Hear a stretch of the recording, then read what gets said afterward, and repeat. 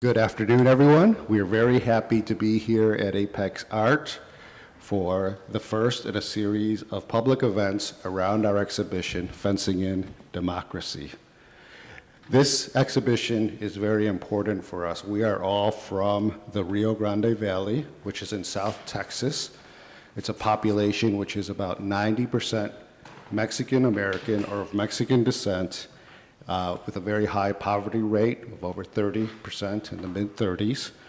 Our voices, our perspectives as U.S. citizens, as participants in this nation, we feel are often overlooked or minimized. And so this exhibition is very important for us because it gives us as intellectuals, as artists, as people who vote, a voice. And a voice in New York City. And I should say, indeed, this importance is reflected with the ways in which this exhibit is being treated back in South Texas. This exhibit was featured in the masthead of our university, and its news about it has circulated throughout the press and in various websites through the Valley. So people are very excited that we are here and that we are able to represent, in some senses, the voices and perspectives of Valley residents. One important piece of this puzzle is the Border Studies Archive. The Border Studies Archive was founded by Dr. Margaret Dorsey, who is here, as a forum and a means for archiving, preserving, and cultivating border culture. It's really a part of and a major part of how our university is repositioning itself as being a place that fosters our ability to represent border issues and to cultivate, to strengthen our own sense of our own culture, whether it be in the arts or literature or even the sciences. So we have with us today Dr. Margaret Dorsey and her staff, Ms. Carolina Rocha and Lupe Flores. So I'm very pleased now to turn the microphone over to Dr. Dorsey, the founder of the Border Studies Archive. Thank you, Dr. Diaz-Barriga. And Dr. Diaz-Barriga is a partner at the archive and has been an important part of the archive and its work since its founding. So, Ryan, if you wouldn't mind putting this website up, I wanted to give you a quick overview of the Border Studies Archive. It opened in 2010 with 6 collections, one on border music, one on the border wall and border security, Latinas and Politics, Spanish land grants, traditional Mexican American folklore, and visual border studies. All of these collections, if you look on our website, are interactive collections. It's meant for both the community of South Texas and for scholars to come in and utilize. And many of you may not know this, but the South Texas-Mexico border region is a region of high poverty and high illiteracy. And with that in mind, you can see icons guide this website. It's also, if one were to scroll down, it's fully bilingual in English and Spanish. But that's part of the reason why we start with music first. The region's most famous for generating multiple genres of music. And so we have a rich music collection from various local recording companies and recording artists themselves. But I wanted to draw your attention today, obviously, on the Border Wall and Border Security collection, which was very much a part of this exhibition at apexart. Ryan, would you please open up the next website? So part of our exhibition here at apexart was this interactive border wall map. And this actually is a Department of Homeland Security map that we redesigned and recreated to be interactive. So these, is it okay if I stand? Okay. So what you see here are literally the segments, sorry to put my back to you, the segments of the border wall created by DHS. And if you click a various segment, Ryan, if you want to try and click one, what you're going to see is the change of the landscape over time, before, during, and after construction. And these photos actually cover an 8-year time span. Most of the photos, and then as you can see, this is very much a work in progress. Everything at the archive, we want people to work with us on. So the sections where we don't have photos, we say, community, please provide us with your photos and we'll fill in this gap.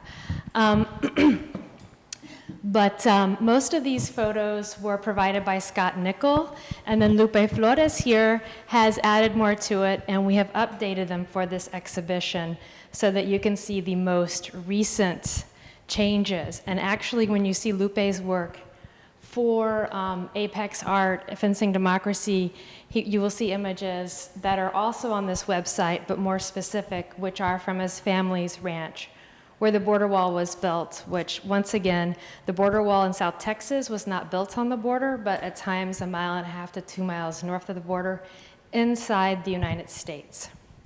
So what we're trying to do here is bring awareness to the folklore and culture of South Texas that most people are not aware of.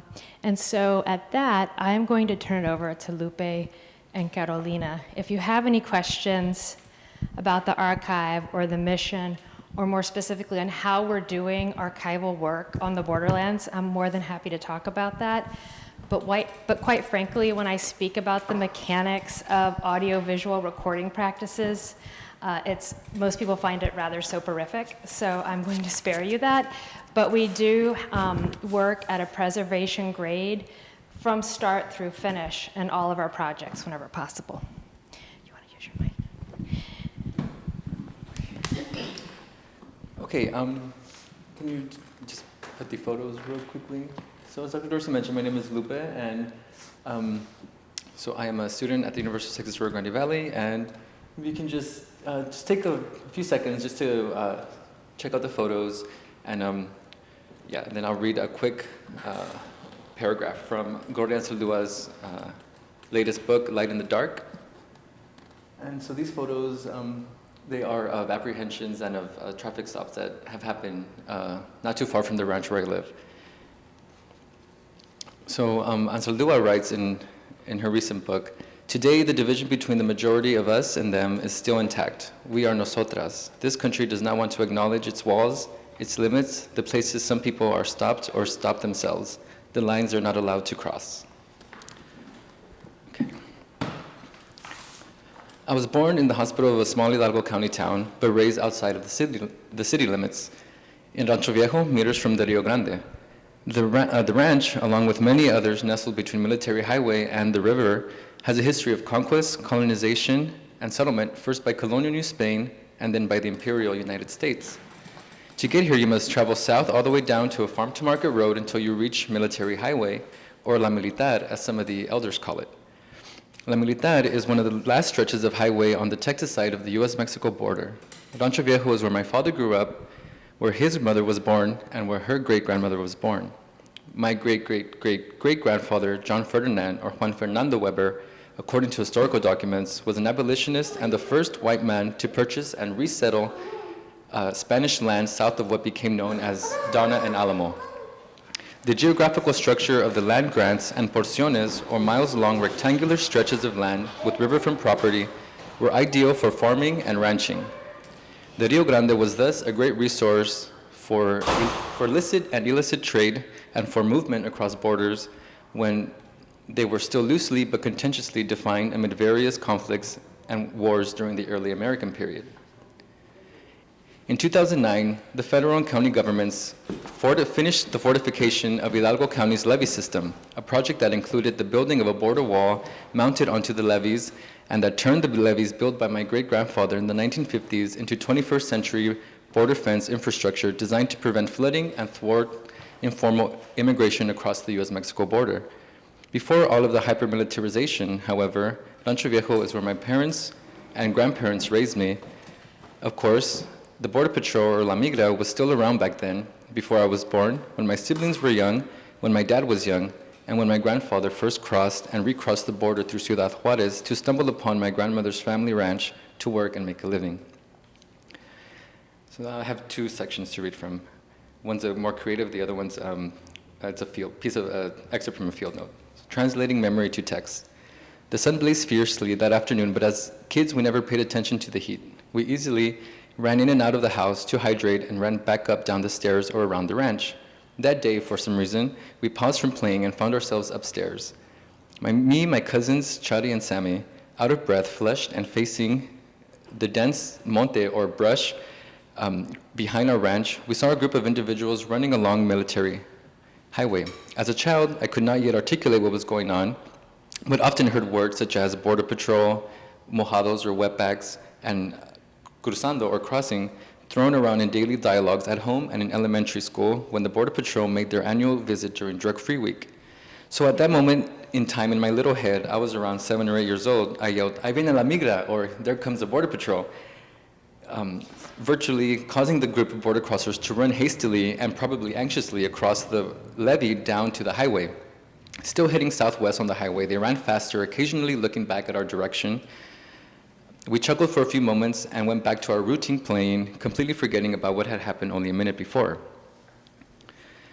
Another excerpt. It was the afternoon and I arrived with family after a long day of being out. I don't remember exactly what we did, but clearly remember what we came home to. Two shirtless men in wet khakis, shirts hanging from their shoulders. There were bricks nearby that the men sat on.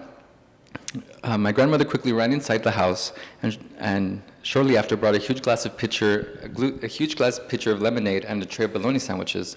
She placed the food near the men, instructed them to eat, and they devoured the items. And I lingered around the scene for a bit, but then I was instructed to go inside. Before heading in, I heard the men exclaim how they came from some Mexican state and needed assistance getting home to their families somewhere in the valley. I walked inside. "Everything is going to be all right," I heard the elder say. "Someone will take you out right now."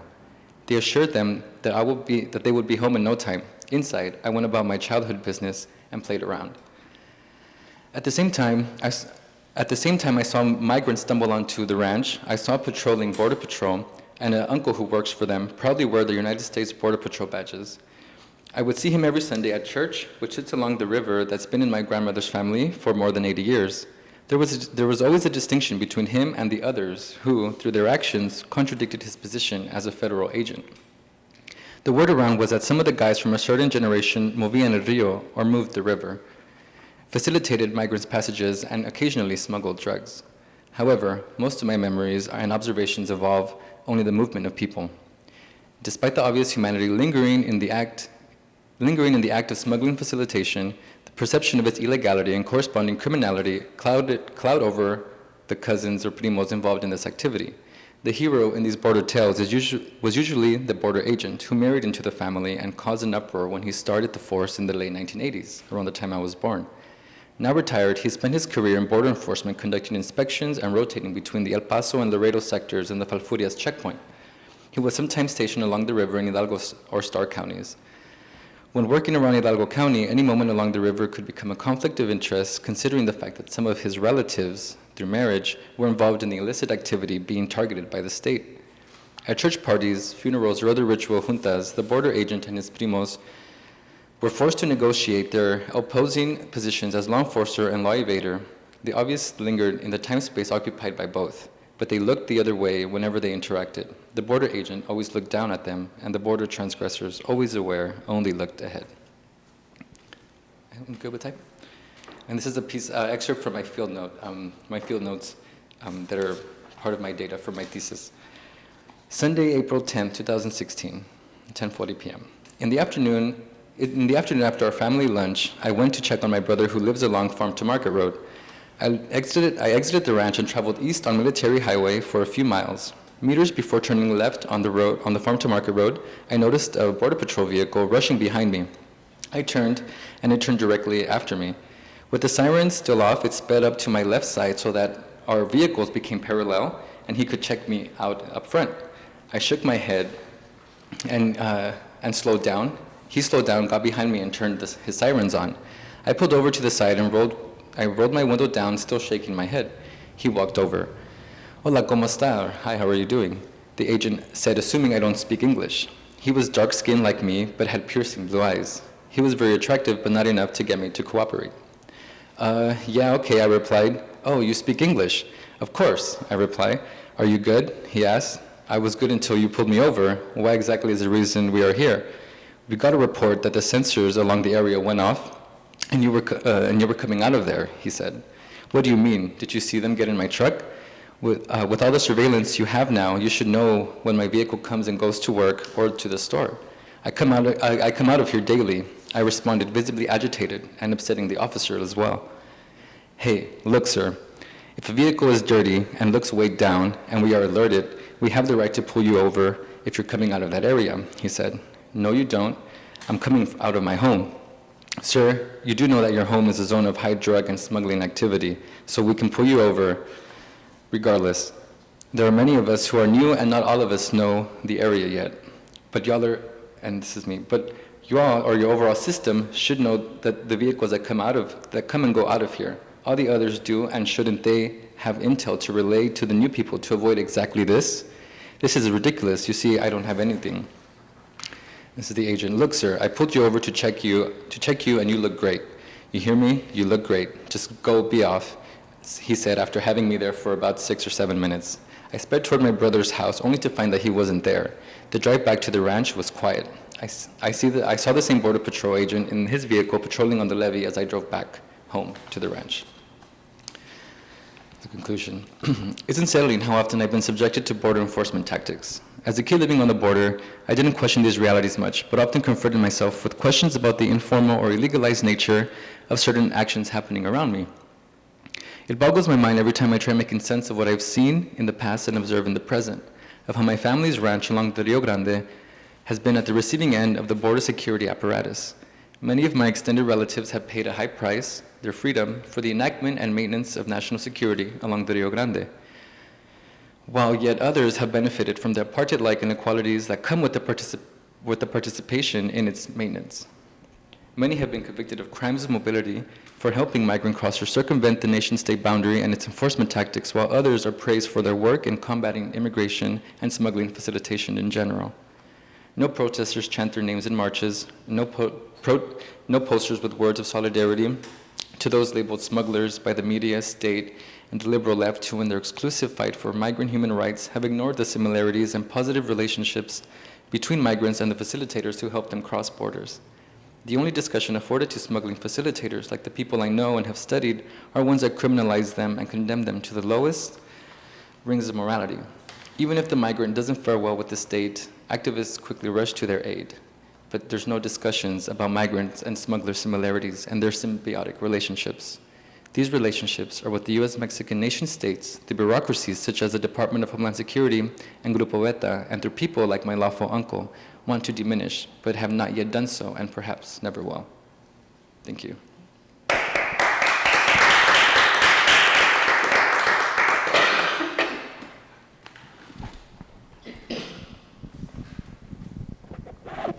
So next, as Dr. Dorsey said, and Lupe, I'm Catalina. I'm a student at the University of Texas Rio Grande Valley as well. I was a small part of the exhibition with some interviews I conducted to immigrants that live in a border zone such as the Rio Grande Valley. So just ahead are just little bits and pieces of interviews. If you could go ahead and play them, Ryan.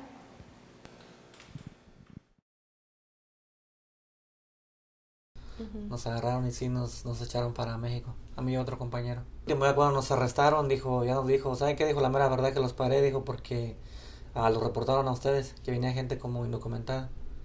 O sea, nos reportaron por la razón de que nos miraban a hispanos, mexicanos, por eso fue la razón que nos reportaron. Piensa que es el criterio que ellos usan para decir este es inmigrante y este no. Una cosa aprendí mucho, el miedo. El miedo. El miedo pues siempre está ahí. Te acostumbras a vivir aquí, pero el miedo va creciendo contigo. All right, so as mentioned before, I lived in the Rio Grande Valley for almost 16 years now, but I've been surrounded by immigrants my whole life. Aunts, uncles, grandparents, and family friends have always straddled the borderlands between California, Texas, and Mexico. Throughout the years, I've heard stories of the struggles they endured to be where they are now, how they crossed the Rio Bravo late at night or early in the morning.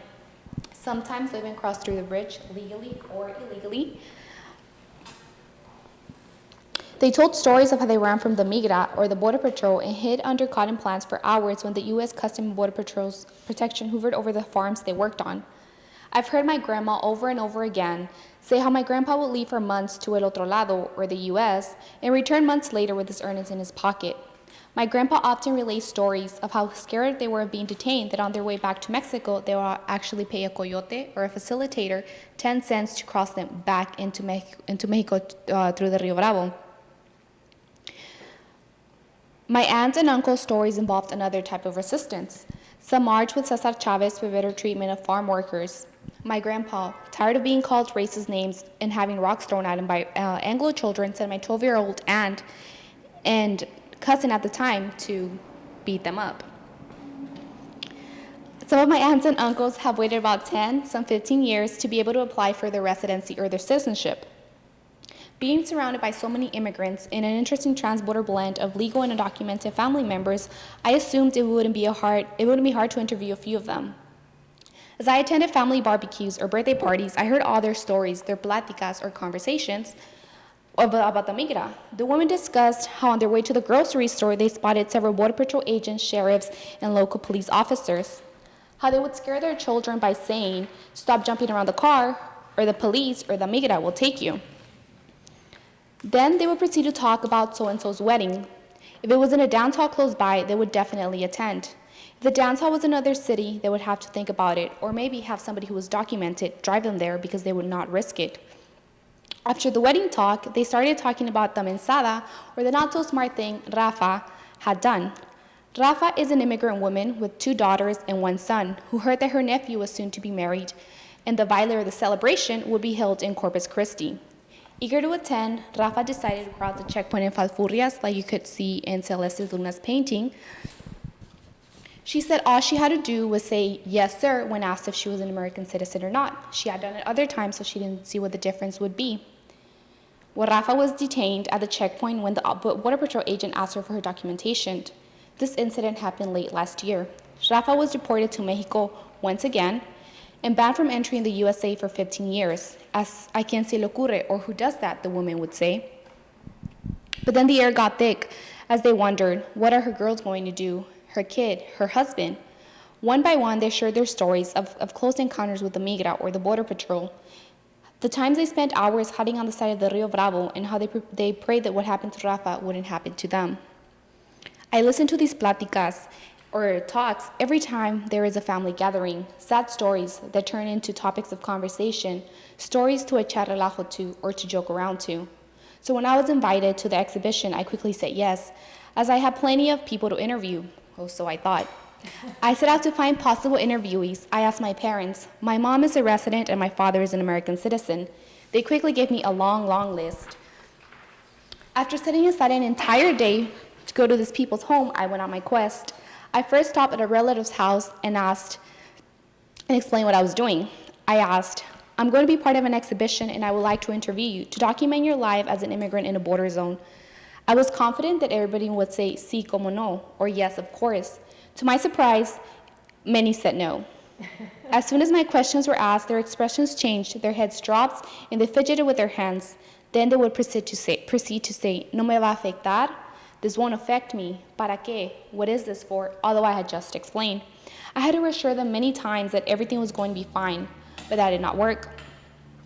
Many of the women said, "Déjale pregunto a mi señor," or "let me ask my husband, I'm too busy." At the end of the day, many hit me with a "I'll call you" line. And so that day, after visiting 19 possible interviewees, only 5 said yes. And so I proceeded. On the week that followed, I interviewed Angela. You heard a little excerpt of her, a woman who I'm close with. I thought I knew all about her, but I didn't. As soon as I closed the door to the room and pressed the record button on the task cam, she changed. She became this fragile woman. Her shoulders dropped and she looked down and blushed. As she told me her story, how she crossed the Rio Bravo, how she decided not to tell her mother that she was leaving so she wouldn't worry her. Her eyes teared up, but she did not shed a tear. Her voice cracked, but she finished her sentences. I could hear the fear and sadness in her voice, But above all, I heard her embarrassment. Embarrassment, I thought. I was hearing embarrassment from a woman that I've known my whole life. What is she to be embarrassed of? She has never committed a crime. She respects others. Why would she not look at me? And then I knew it. I knew what it was. She was embarrassed of being scared.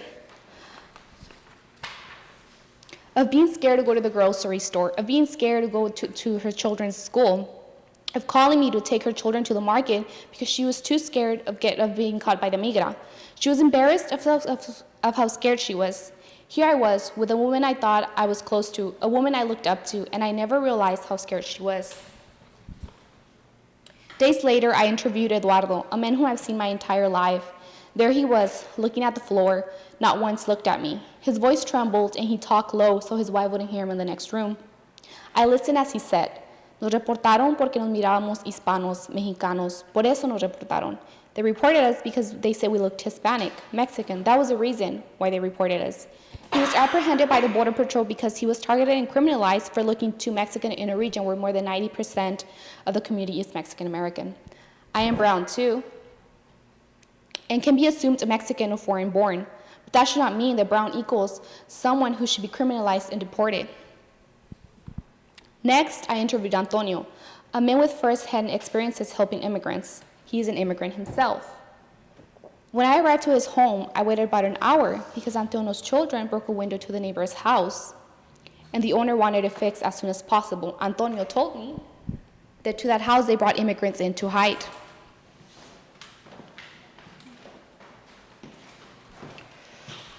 Antonio, unlike my other interviewees, sat up straight and told me his life story with a strong voice, in a political manner almost.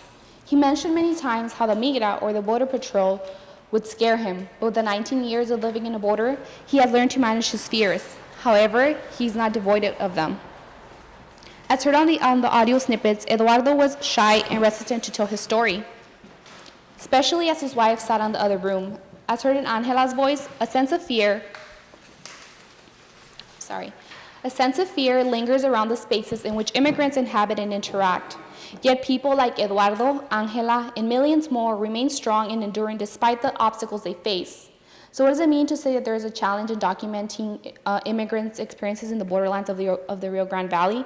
The answer is twofold, as there are challenges with representations by the writer or interviewer, and challenges within the interviews themselves, who need to remain in the shadows to survive in the democracy that seems to do little to help the working class whose backs are used to keep this country great. The challenges are many, just like many said no, but only a couple of these experiences have the power to help us understand realities we otherwise could not. Realities most of the country beyond the border ignore or condemn because they do not understand the lifeways of the border. I would like to end with a quote from Jason De Leon's latest book, The Land of Open Graves, and it reads, "Those who live and die in the desert have names, faces, and families. They also have complicated life stories that reflect an intimate relationship with transnational migration and global economic inequality. We just rarely ever get to see them up close as they make these terrifying journeys or hear them describe this process in their own words." Like many of my inmigrantes said, no queda más que seguir echándole ganas y para adelante. Thank you.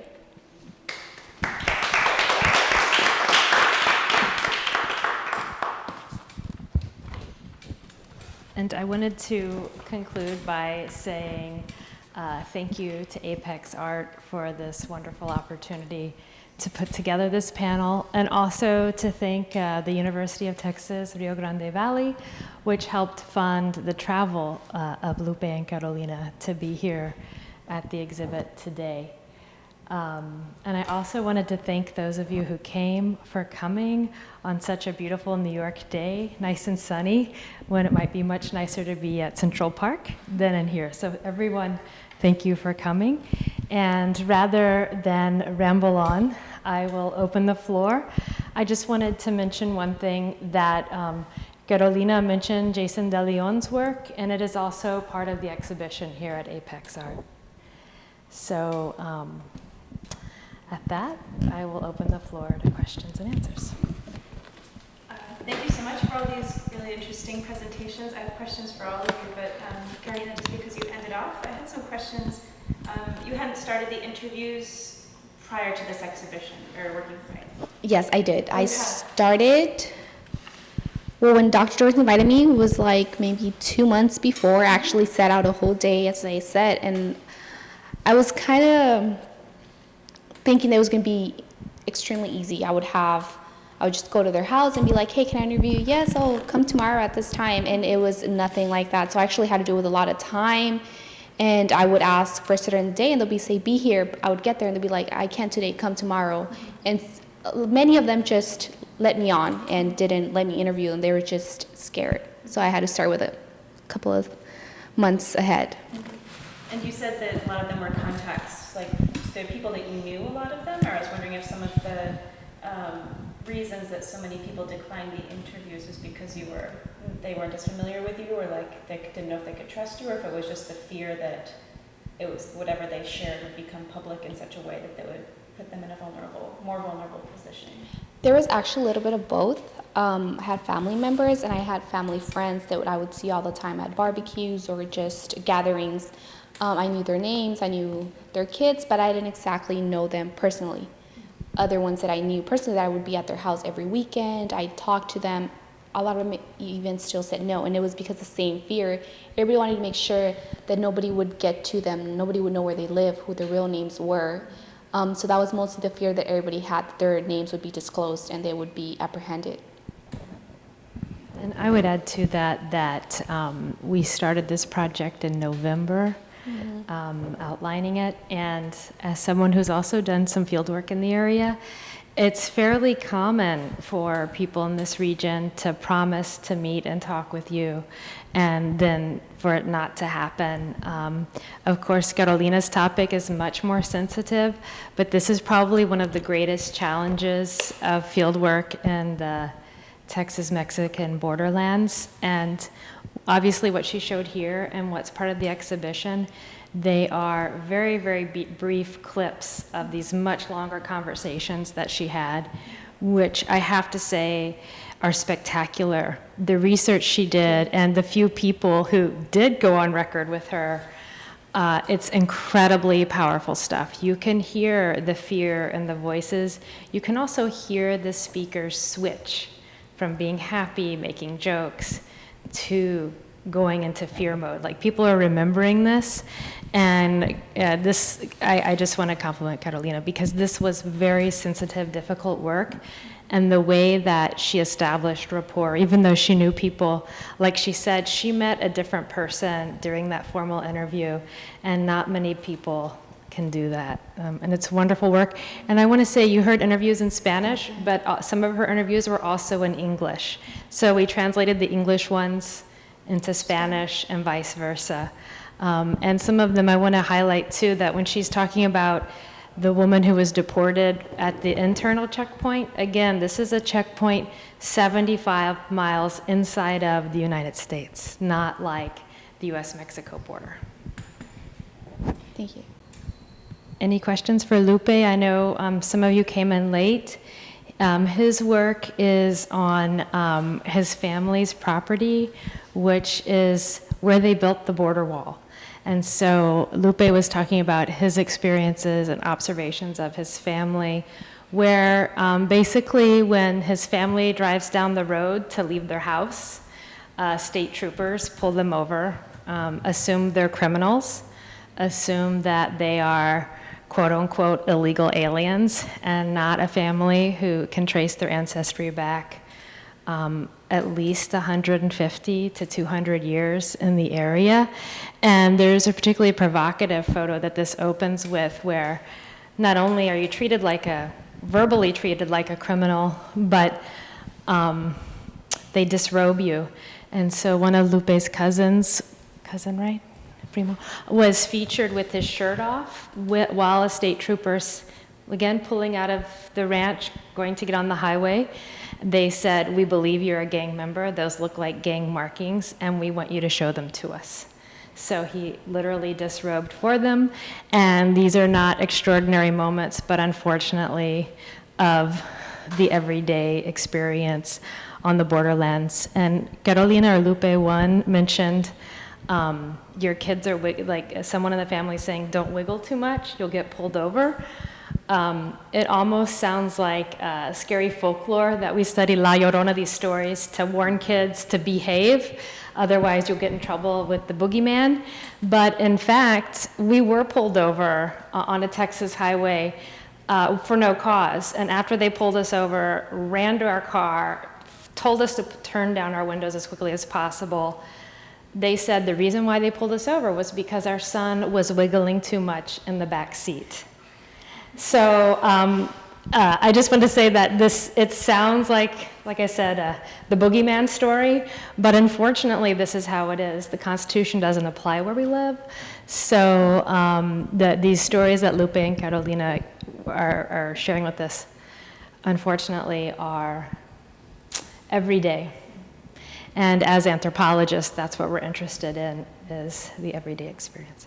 I don't want to ramble too much. So. Are there a lot of, is there a lot of, you speak of like resistance and how you try to respond to officers who pull you over and stuff like that. I was wondering is there a lot of, I don't know, support and activism in response to this? Like if you get stopped on the side of a street maybe, or there are more people around, is there this type of camaraderie in a public sense where people are watching and looking out, or is it more of a situation of pure terror where nobody wants to get involved because then they become implicated themselves as well? Yeah, so if this were to happen, something like this, an encounter like I described or shown in the photos, were to happen in the city, more into the city, I think there could be some outcry in there. And this is the thing, there usually is, like when there's something or someone thinks that they've been unjustly pulled over and they happen to be an immigrant or they're with their parents, they'll post something and then there'll be kind of an online community kind of just alert there along the valley. But like for example, when we get pulled over coming out from the ranch, because it's kind of isolated from the cities where a lot of, for example, my activist friends and a lot of just my general friends are, they don't really see it. So I'll be meeting them for dinner and drinks, right? And I'll get pulled over, and then I'll snap photos and then show them, and they'll be like, "What? This happened on your way over here?" But like for example, that so there's no outcry because no one really sees it, right? And but there has been instances because the geography kind of changes as you get more, I think, as you go more west, and so but that's the thing. So they're usually on busy highways. So people usually who get pulled over, I mean, there's other cars just passing by, and you can't, and I mean, it's an everyday thing. So I mean, it's almost like, you just kind of deal with it and just pass them because they're pulling somebody over. Mm-hmm. So okay, but there are a lot of activists, individuals in the communities who are very vocal and who are very active, and if there are, any experiences that are kind of brought forth to them and they kind of, make it an imperative to make it known through social media and to kind of just alert people that this is happening and just in that way. But yeah, physically or like in the river area, the ranch areas south, there's really no, visible outcry that we can trace or see. Yeah. And something else you talked about was how there's a sort of like on the clock, off the clock relationship between so many people who are Border Patrol agents and maybe in families where they have other people who are either smuggling or have crossed the borders themselves. Yes. And I was just wondering how much that can be trusted. Is it widely? Is there a lot of undercover, off the clockness going on, or is it nobody really wants to do what they're doing, so they stop when they can? You're talking about border crossing or the police, the law enforcement? Law enforcement itself. Yeah. Well, you see, and this is the thing. So, in general, like, how can I say this? It's just, so when they're off the clock, right, there is this kind of, and say, for example, if there's an individual who's part of the Border Patrol and they're off the clock, but they're going to a party or, doing something, and then they happen to kind of, know what's going on, and there's something possibly illegal or informal going on. They kind of just don't do anything about it. And even sometimes when they're on the clock, I mean, at least I've known and I've heard stories that, some will kind of, like really, do something about it, or be like, no, don't pass through here because then, I'm going to have to do this, or I'm going to have to, take you away or something.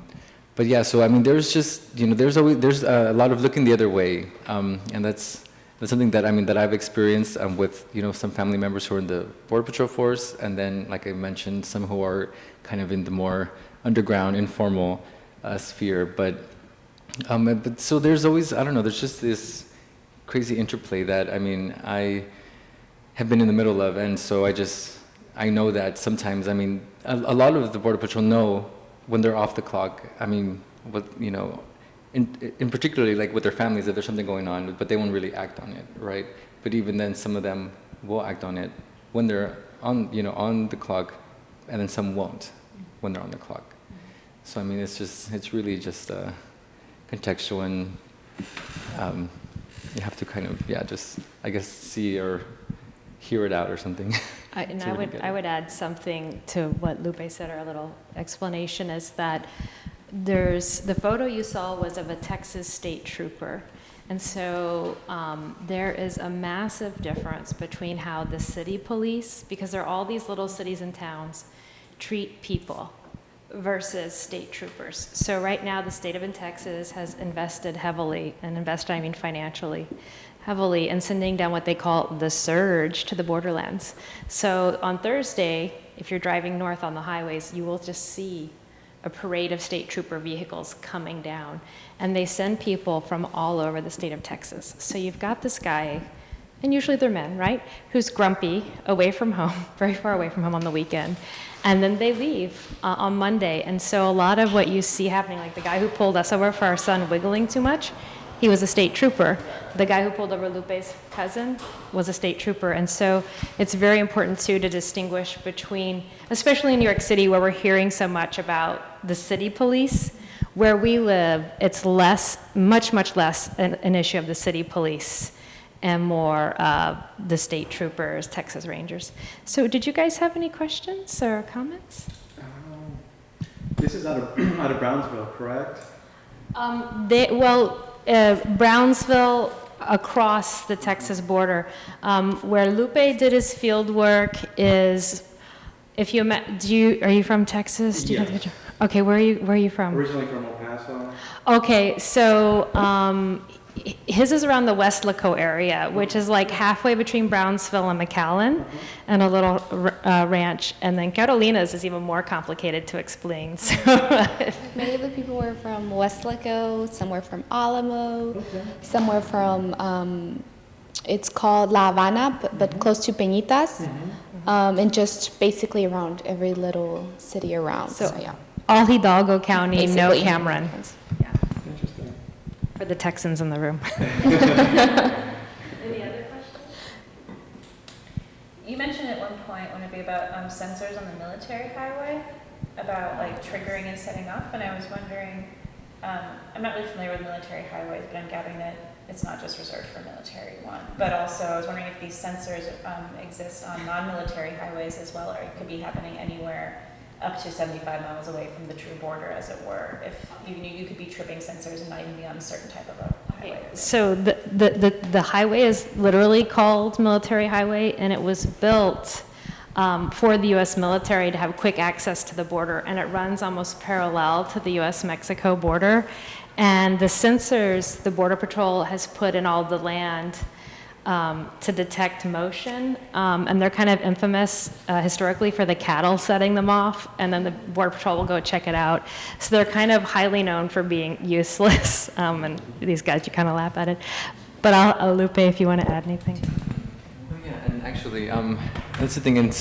There's some people who kind of don't even think that there are, or they turn them off, turn them on, right? So there's that kind of thing.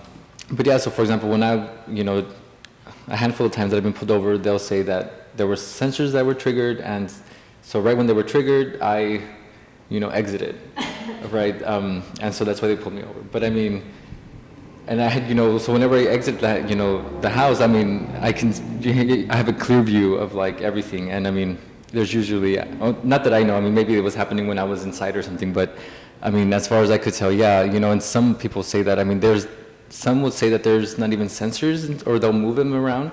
But for example, there's a farmer who lives, he's actually my grandpa's uncle, but he farms some of the fields around there, and he actually has witnessed when they were when they were inserting the sensors on the ground and putting some towers, like surveillance towers, north of the ranch, but there's still agricultural fields that kind of go, that military highway splits in between. So it's military, and then it's the ranch, and then the river, and the highways go up, and then there's fields. So there's towers, they say, north.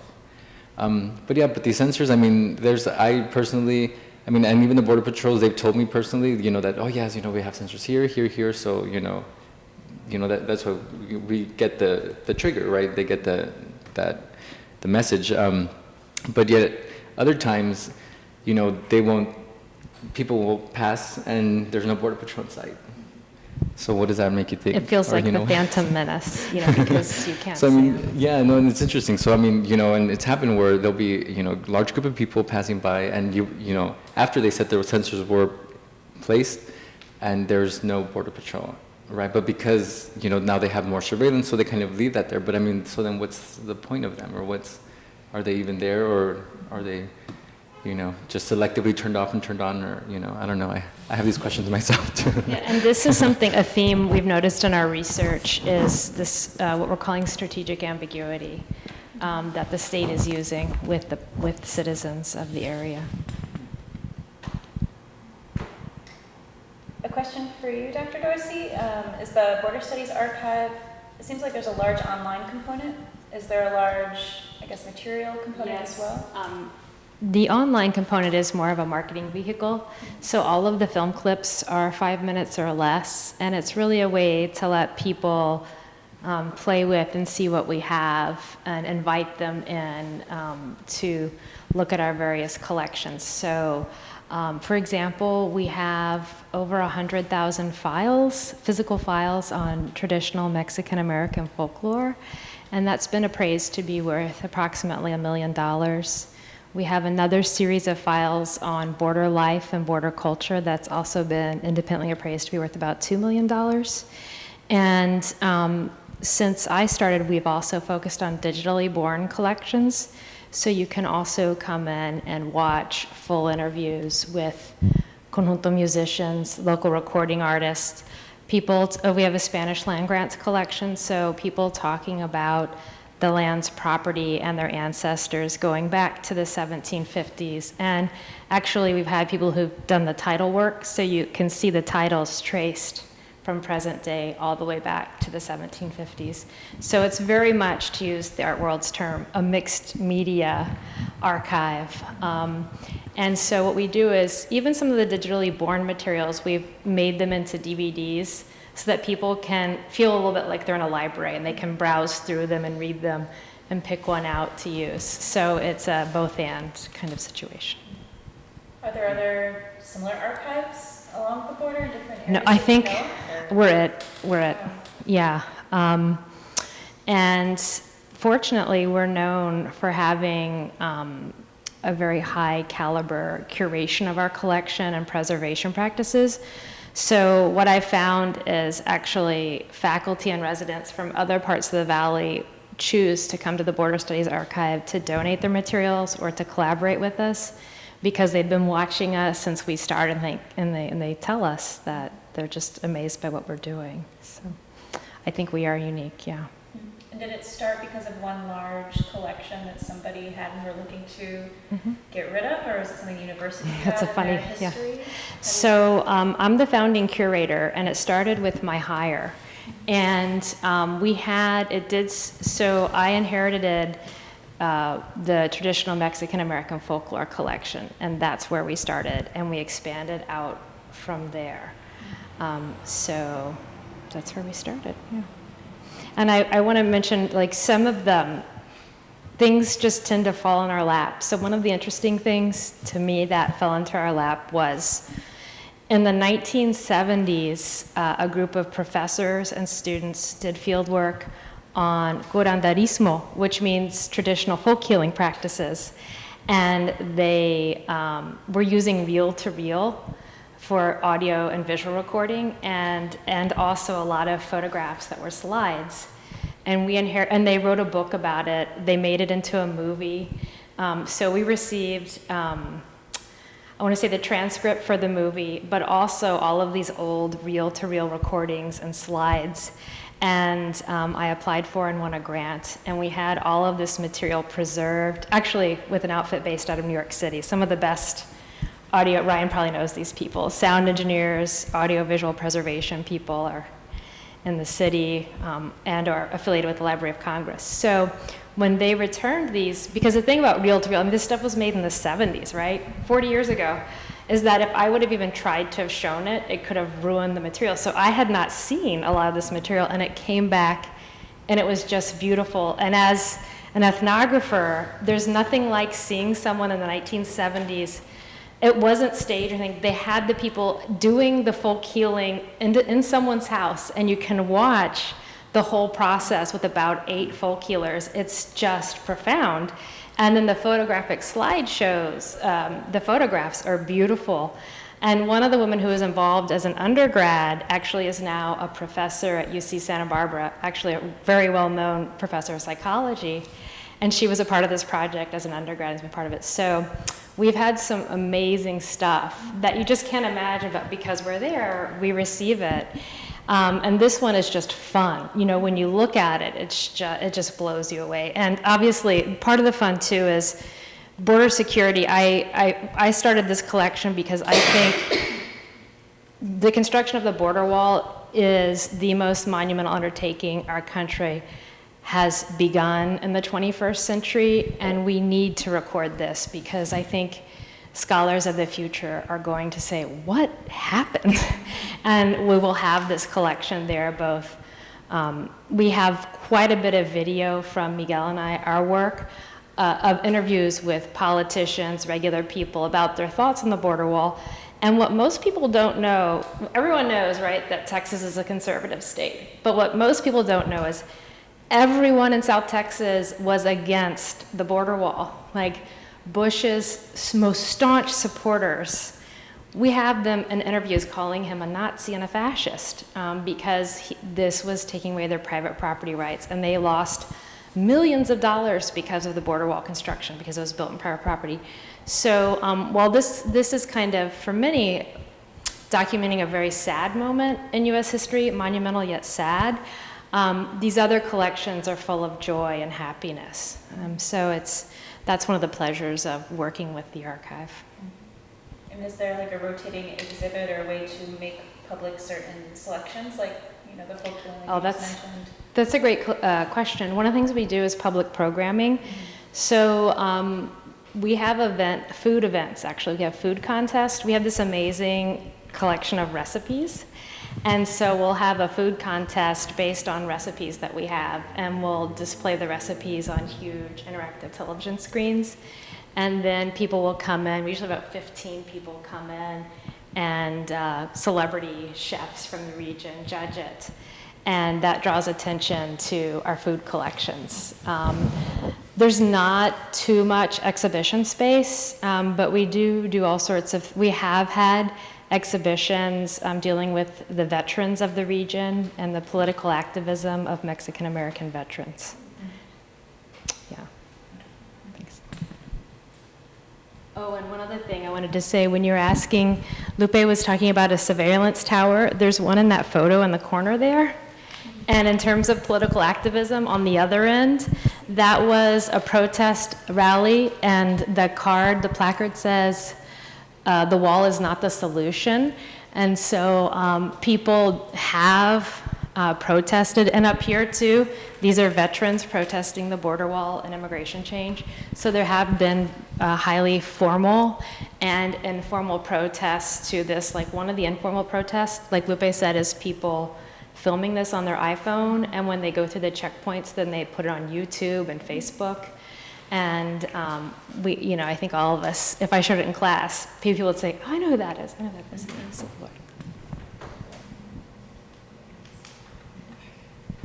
Well, I wanted to thank once again everyone for coming, but also as Lupe and Carolina, before we finish, if you would like to add anything. Just thank you everybody for coming as well and listening to the talks that Dr. Dorsey, Lupe, and myself gave today. It means a lot for us. You guys are interested in what's going on in the border. So thank you. Thank you. And thank you for such fine presentations.